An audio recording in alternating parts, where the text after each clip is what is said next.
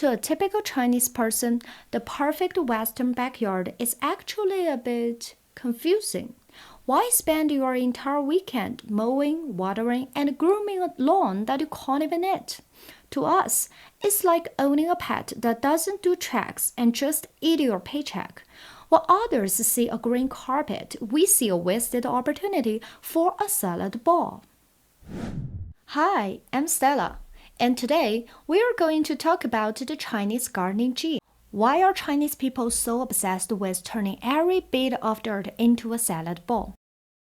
I'm serious. We are probably the only people who look at a NASA photo of Mars, and instead of looking for aliens, we ask, hey, can we grow potatoes in that soil?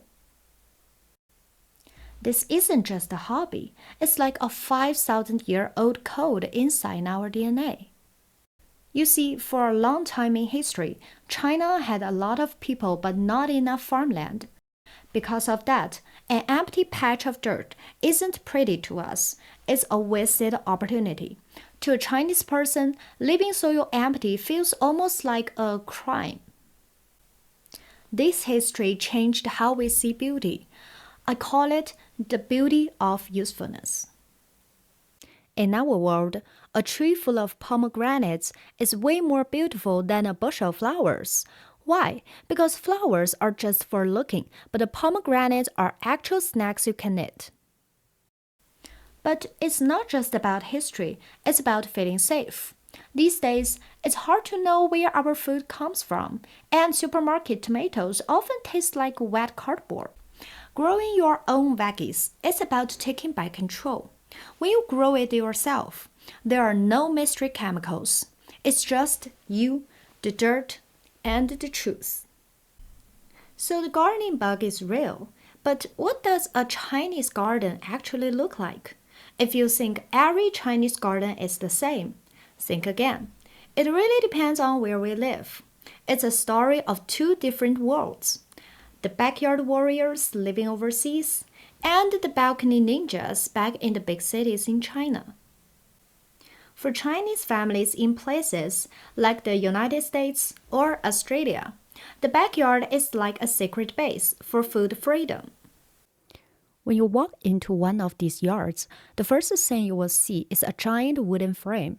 It looks like a playground for kids, but instead of swings, it's covered in huge winter melons, bitter melons, and silk squashes that are sometimes as long as baseball bats.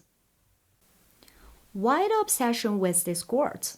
Well, in a normal Western supermarket, these veggies are either super expensive or you just can't find them at all. For people living far from home, gardening is a smart move. They grow the things that make them feel at home, like goji berries or Chinese tun, a special tree leaf that tastes like eggs. To a neighbor, it just looks like a bunch of bushes, but to a Chinese person, it's liquid gold for their soup and tea. Meanwhile, back in crowded apartments in Shanghai or Beijing, the balcony farmers are playing a game of garden Tetris. They only have a tiny bit of space and some old phone boxes, so they focus on what I call the flavor backup plan.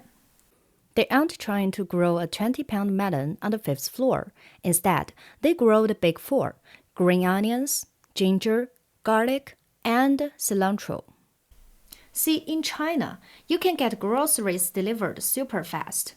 But there's no bigger cooking disaster than being halfway through a recipe and realizing you're out of green onions. The balcony garden is the emergency backup for your kitchen. Along with the herbs, they love speedy veggies, like lettuce or bok choy that go from seeds to your plate in just 30 days. So while the families overseas are recreating a taste of China in their big yards, the city people back home are using tiny farming to bring some life to their apartment buildings. Two different styles, but one truth. If there is a handful of dirt, we are going to grow something you can eat. However, if you think having nothing but a small balcony can stop us, you don't know our space hiking skills. When our farming souls are trapped on the 20th floor of an apartment, the balcony isn't for sipping coffee anymore. It becomes a high-speed veggie factory. Since there's no room on the floor, we look at walls and the ceiling. You will see people using plastic water pipes to build lattice towers that stand tall like skyscrapers. We even use the metal safety bars on windows as frames, letting squash vines crawl across the ceiling to create a natural edible sunshade. It's like living in a high-tech jungle. And we have to talk about our trash magic. In a Chinese household, an empty 5-liter oil jug is a treasure. If you cut it sideways, it's a planter. If you stand it up, it's a deep pot for potatoes. Those old phone boxes from your deliveries? To a Chinese grandma, those are VIP greenhouses. But the younger generation is taking it to a whole new level. They're getting even more sci-fi with it. They'll put a fish tank on the bottom and grow lush sweet potato vines on top, add a purple LED light, and the living room looks like a cool laboratory. But here's the coolest new trend: vegetable camouflage. Young people in the city want fresh food, but they also want their homes to look aesthetic for the gram. So they've started hiding their veggies as flowers. They plant colorful peppers that look like shiny rubies and deep purple shiso leaves that look like expensive exotic plants. They even take ornamental kale and trim it until it looks like a giant blooming rose. They've even created mini orchids with tiny blueberry bushes and lemon trees. It's the ultimate way to show off. You get organic snacks for your belly and beautiful photos for your Instagram. Before zero waste was a cool hashtag on Instagram, Chinese grandmas were already masters of the sustainable life. When it comes to gardening, we are the original eco-warriors. In the eyes of a Chinese gardener, there's no such thing as trash. There are only goodies in the wrong place. We don't just grow veggies. We basically run a recycling center hidden in our backyards or our kitchens. This magic usually starts at the kitchen sink. First up, rice water. In most places, the water used to wash rice is just poured down the drain. In a Chinese home, that's liquid gold. After letting it sit for a bit, it becomes a super drink for plants. And those eggshells you throw away, we wash them, bake them, and grind them into a fine powder. It's like a high-end calcium vitamin for our tomatoes. But it doesn't stop there. Expired soy milk, that's a nitrogen boost for the soil. Orange peels, they keep the bugs away. Even the last bit of cold tea goes back into the growing beans. To an outsider, it might look like we are saving random kitchen scraps. And okay, the smell can be a bit strong sometimes while it's fermenting, but this is the perfect cycle. We don't care for those expensive chemical fertilizers in big plastic bags. We trust the cycle of from the kitchen to the soil, back to the dinner table. This isn't just about saving a few dollars. It's about respecting what we have. We see the potential in everything. It's an art that turns city trash into a green paradise. By now, you are probably thinking this is just a private hobby. Nope. In China, the entire city is basically a giant public salad bar. Even our city planners are part of it. In China, city plants aren't just there to look pretty, they have to be super useful. Take North China in the winter. While other cities look gray and sad, ours are filled with what look like giant purple and white flowers. But guess what? That's ornamental kale. It's basically a cabbage that went to art school. The city plants it because it's a winter warrior.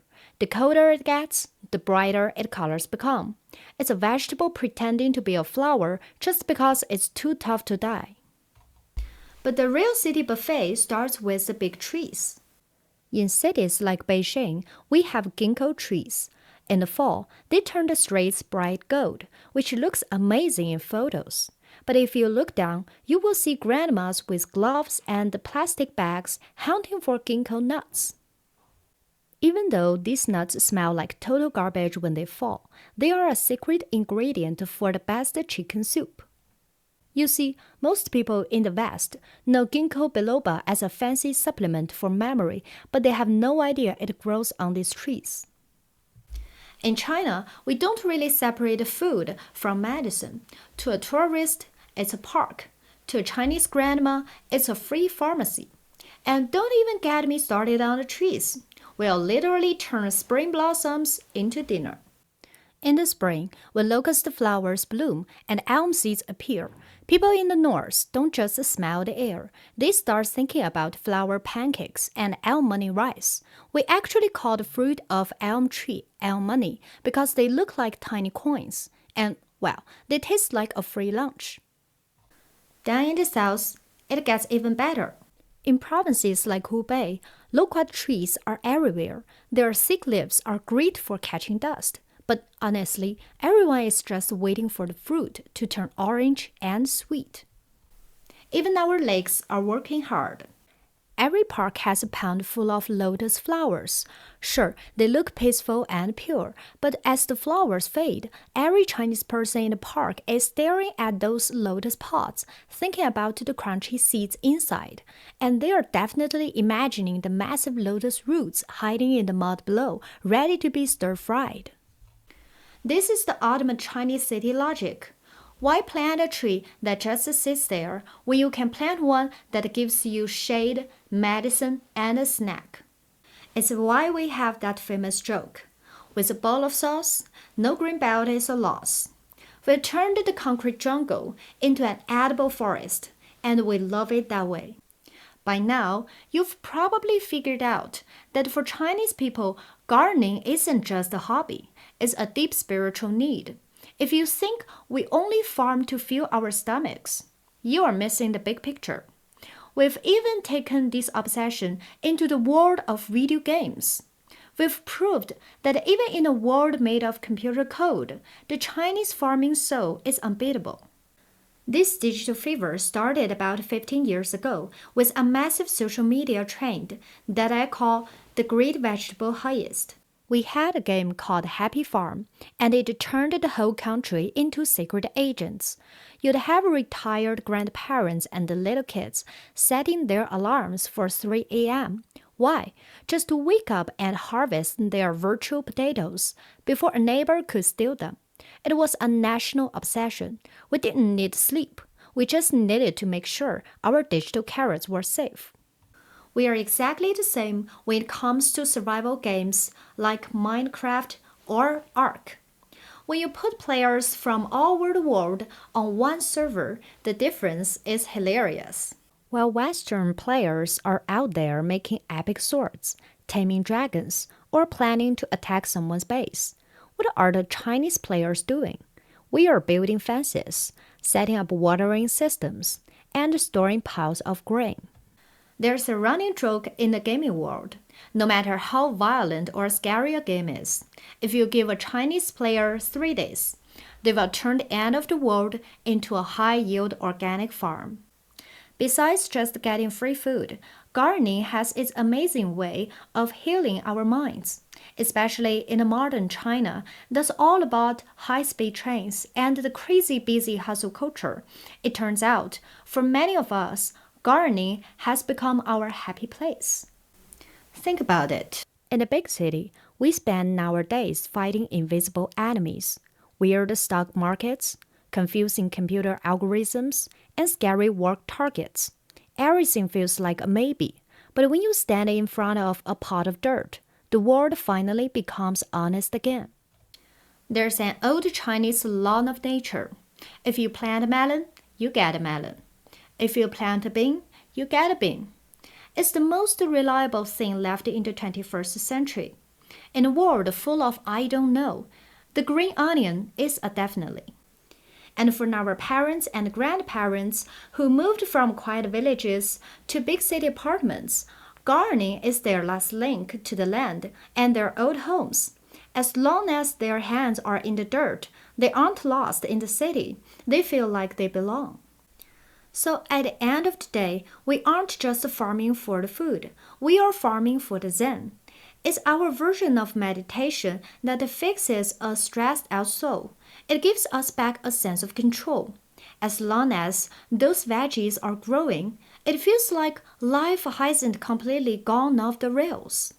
Those neat rows of cabbage are basically a keep composter made of plants. It's our way of finding a quiet, private corner in a very loud world. So, is it just a Chinese thing? Or is there a secret gardener living inside you too? Drop a comment and let me know. What's the weirdest thing you've ever tried to grow? Thanks for watching. I'll be here to unlock more interesting Chinese culture for you. If you want to see more, go ahead and hit that subscribe button.